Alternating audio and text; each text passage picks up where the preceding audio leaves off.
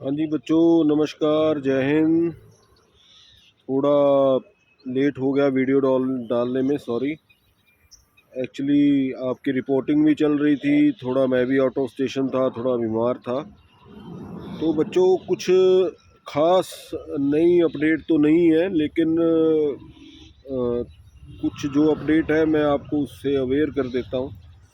देखिए, मेरे को मैसेज आ रहे हैं लगातार रिगार्डिंग द एनआरआई केस कि सर उसका स्टेटस क्या है और सेकेंड राउंड में हमारी कट ऑफ क्या रह सकती है, और रिगार्डिंग डबल डोमिसाइल।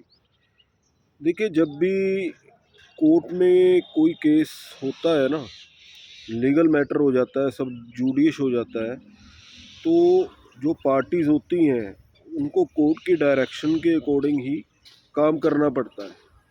और वही करंट टाइम में, इस टाइम में यूनिवर्सिटी कर रही है, जो कोर्ट के डायरेक्शन है उसी के अकॉर्डिंग प्रोसीजर चल रहा है। इसीलिए यूनिवर्सिटी डबल डोमिसाइल या अदर स्टेट कैंडिडेट्स के रिगार्डिंग कोई ख़ास अभी स्टेप नहीं ले रही है, उनकी लिस्ट आउट नहीं कर रही है प्रॉपर, जो पिछले साल टाइम टू टाइम हुई थी। लेकिन पिछले साल भी, लास्ट ईयर भी, वो लिस्ट सेकेंड राउंड और थर्ड राउंड में आई थी। सेकेंड और थर्ड राउंड में क्यों आई थी? क्योंकि तब तक अदर स्टेट्स का भी फर्स्ट राउंड ख़त्म हो चुका होता है, वहाँ सीटें अलॉट हो चुकी होती हैं। और जो बेसिक नेचुरल जस्टिस और लीगल हमारी एक प्रोसीजर है, उसके अकॉर्डिंग जो लीगल कंडीशन है, उसके अकॉर्डिंग आप एक ही MBBS seat all over India में अलॉट करा सकते हैं, या ऑल इंडिया कोटे में या स्टेट कोटे में। आपको सीट एक ही अलॉट होगी और आप एक ही सीट को ब्लॉक कर सकते हैं, या एक ही सीट पे आप एडमिशन ले सकते हैं इन वन टाइम। तो वो लिस्टें जब डाटा शेयर हो जाएगा, क्योंकि फ़र्स्ट राउंड, जैसे कि फ़र्स्ट राउंड की अभी रिपोर्टिंग चल रही है, पंजाब में चल रही है, अदर स्टेट्स में भी चल रही है, एमसीसी की ख़त्म होगी, अब सेकंड राउंड स्टार्ट होने वाला है। वो डाटा शेयर हो जाएगा तो सेकंड राउंड में धीरे धीरे धीरे धीरे अभी अदर स्टेट्स के कैंडिडेट्स वीड आउट होना शुरू हो जाएंगे। तो इसमें ज़्यादा अभी कोई टेंशन लेने की या आपको घबराने की ज़रूरत नहीं है। अब मैं आपको एनआरआई का जो हमारा केस चल रहा है Punjab and Haryana, honourable Punjab and Haryana high court में, उसका स्टेटस बता देता हूँ। दो केसेस हैं, दोनों में कोरिलेटेड केसेस हैं, अलग अलग पार्टीज़ द्वारा किए गए हैं। तो 3 दिन इनमें आपका आर्ग्यूमेंट हुआ है। कोरिलेटेड होने की वजह से दोनों का डिसीजन इकट्ठा आएगा, और डिसीजन एक में तो इंटरिम ऑर्डर कोर्ट ने दे दिया है, उसके अकॉर्डिंग उन्होंने 20 तक स्टे कंटिन्यू रखी है। और दूसरे केस में ऑर्डर रिजर्व्ड है। ऑर्डर रिजर्व्ड का मतलब कि ऑर्डर कोर्ट ने कर दिया है, अपना डिसीजन ले लिया है, लेकिन उसको अभी पब्लिक नहीं किया गया है। वो ऑर्डर अभी अंदर डेलिब्रेशंस है, और ऑर्डर जज साहब लिखवा रहे हैं। वो ऑर्डर अभी लिखा जा रहा है, वो एक्सपेक्टेड है विद इन 3 और 4 डेज़ ऑर्डर अपलोड हो जाएगा। उसकी कोई डेट नहीं है, कोर्ट की मर्जी है, लेकिन आप अंदाज़ा लगा सकते हैं कि बिफोर 20 सितंबर वो ऑर्डर आउट हो जाएगा। और एक सिंपल कॉमन सेंस की बात है, अगर 3-4 दिन बहस चली है और कोर्ट ऑर्डर लिखवाने में टाइम ले रही है, तो मैटर में दम है, यानी कि मैटर कोर्ट कंसीडर कर रही है, उसको आउटराइटली रिजेक्ट नहीं किया गया है।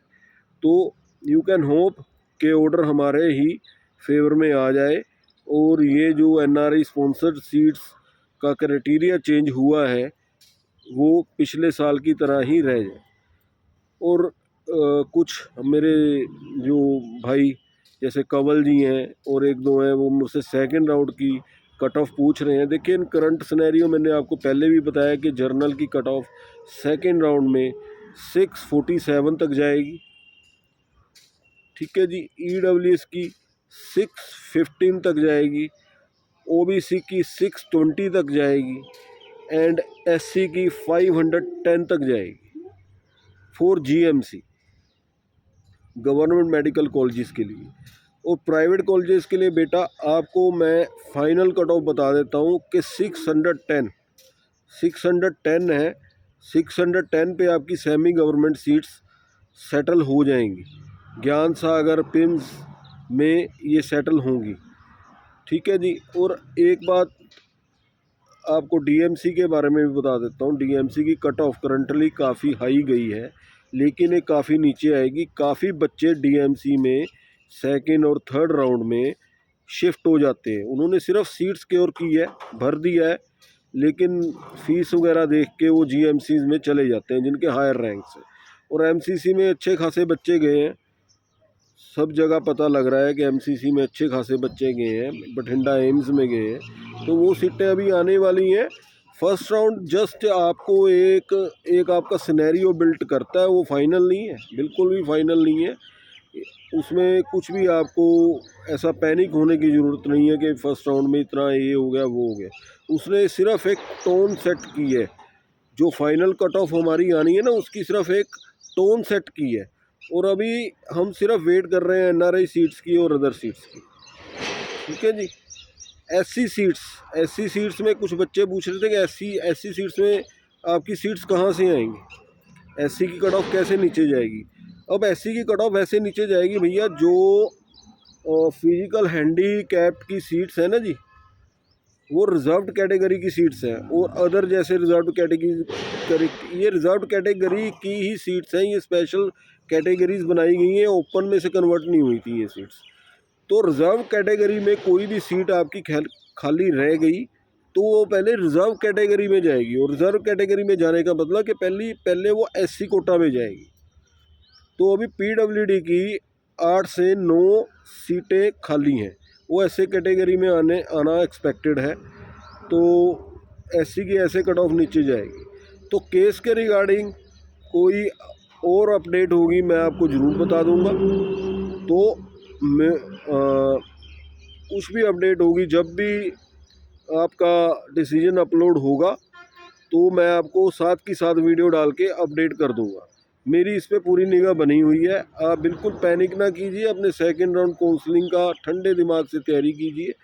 जो मैंने आपको बताया है कि थर्ड राउंड तक को आपकी जर्नल की कट ऑफ 640 जाएगी और वो जाएगी, उसको बिल्कुल टेंशन लेने की ज़रूरत नहीं है, 640 जाएगी ही जाएगी।